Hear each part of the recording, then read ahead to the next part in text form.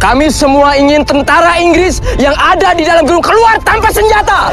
Mati kau langsung, mati kau.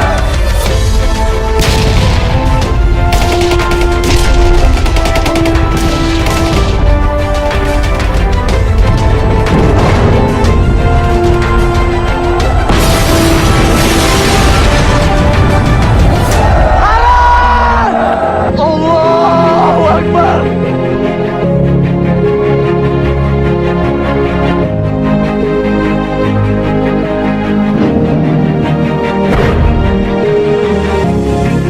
Republik Indonesia yang baru merdeka pada bulan Agustus 1945. Beberapa bulan kemudian, pada bulan Oktober, pasukan sekutu datang ke Indonesia untuk melucuti tentara Jepang dan membebaskan orang-orang Eropa yang menjadi tawanan perang. Di antara tawanan-tawanan ini terdapat pula orang-orang Belanda.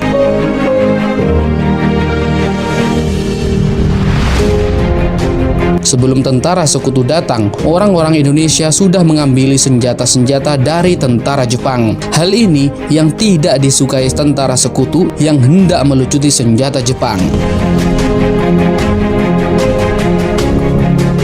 Mereka ingin semua senjata di tangan mereka karena mereka datang sebagai pemenang Perang Dunia Kedua.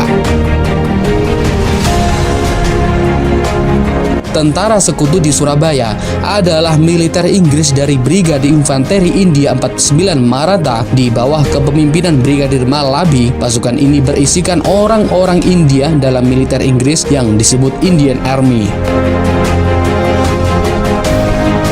Mereka tiba di Surabaya pada tanggal 25 Oktober 1945. Pasukan ini yang membuat pemuda Indonesia marah besar karena mereka membebaskan orang-orang Belanda yang ditawan Jepang. Bahkan pemuda Indonesia juga dilucuti senjatanya.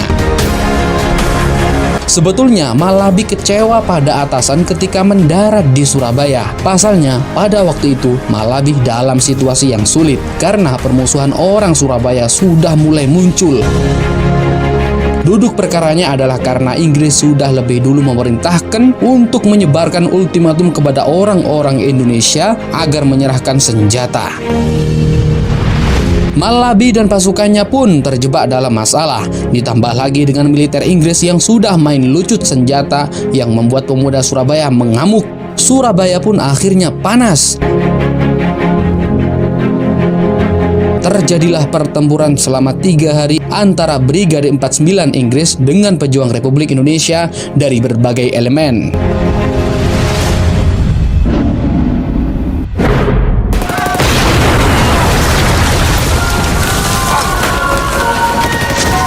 Mantan Letnan Kolonel Doughton menyebutkan bahwa 3 hari itu sebagai neraka. Setiap pos militer Inggris yang terkepung sudah pasti akan dihancurkan oleh pejuang-pejuang Indonesia. Pejuang Republik Indonesia itu tidak menghiraukan jumlah korban yang jatuh. Berbagai sumber dalam sejarah Indonesia menyebutkan bahwa sekitar tanggal 28 hingga 29 Oktober 1945, Inggris kewalahan dan hampir habis di kota Surabaya. Terjepitnya Brigade 49 di Surabaya itu membuat pimpinan militer Inggris di Jakarta, Mayor Jenderal Houghton, mengajak pimpinan Republik Indonesia, Presiden Soekarno, di Jakarta untuk diajak berunding. Mereka berharap wibawa Presiden Soekarno bisa membuat amarah pemuda Surabaya mereda. Setelah kedatangan Presiden Soekarno dan pejabat lain di Surabaya, terbentuklah biro khusus yang dapat menjadi kontak yang menangani konflik antara militer Inggris dan pemuda Surabaya.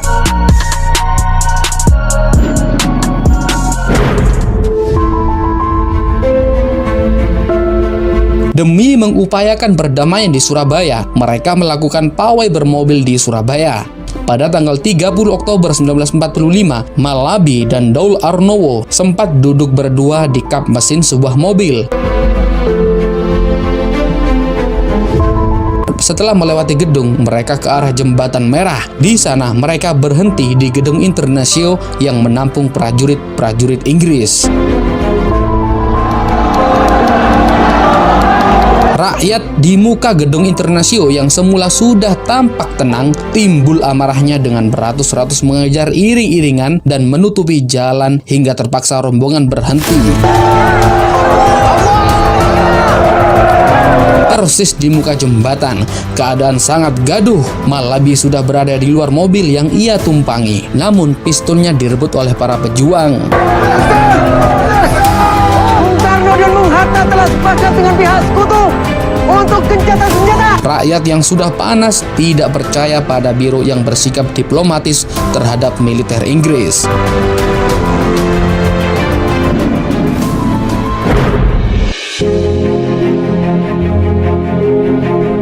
Rakyat yang berkerumun itu tidak tahu siapa itu Malabi. Pada waktu itu Jenderal Malabi hendak masuk ke gedung Internasio. Dia dihalangi massa rakyat di luar gedung. Jangan yang tua, yang muda saja. Begitulah kata salah satu massa rakyat. Akhirnya Kapten Shaw disuruh masuk gedung Internasio oleh Malabi.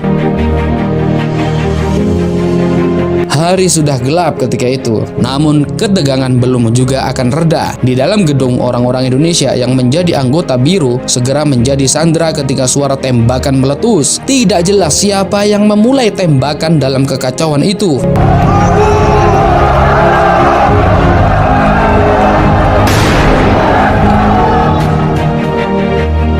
Di dalam gedung Internasio itu, beberapa perwira Inggris begitu khawatir pada Malabi yang berada di tengah kerumunan massa yang dianggap berbahaya.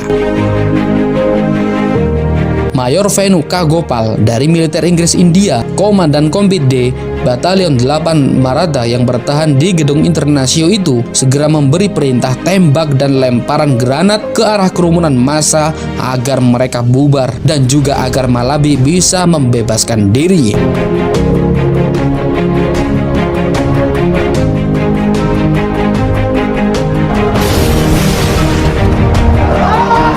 Granat itu memang berhasil membubarkan massa aksi dari sekitar mobil yang ditumpangi Malabi. Namun, Malabi dan beberapa perwira Inggris sedang berada di dalam mobilnya.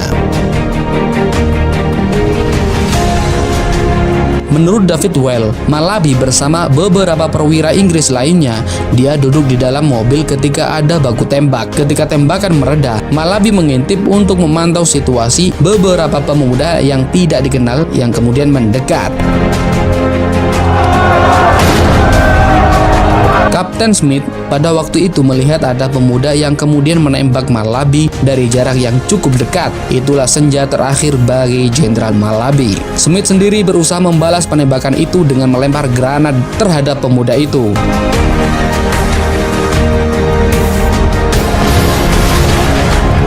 Tidak jelas bagaimana nasib si pemuda yang diduga menembak Jenderal Malabi.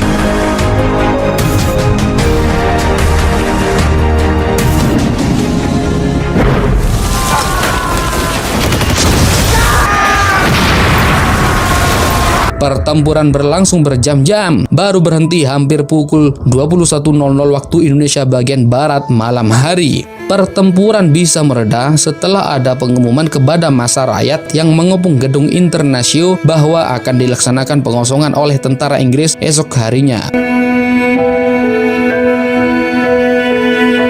Pasukan Inggris India itu akhirnya pergi ke gedung Internasio dengan diangkut truk-truk yang disediakan pihak Indonesia. Sebelum keluar dari gedung, pada malam hari pertempuran itu, Smith sempat berbicara dengan perwira Inggris yang mengabarinya soal kematian Malabi.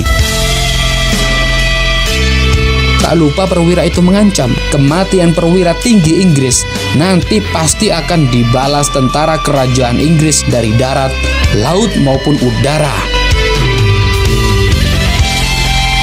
Itulah sejarah penembakan Jenderal Malabi yang tidak jelas siapa dalang atau siapa penembak Jenderal Malabi pada waktu itu dan sampai sekarang masih menjadi misteri.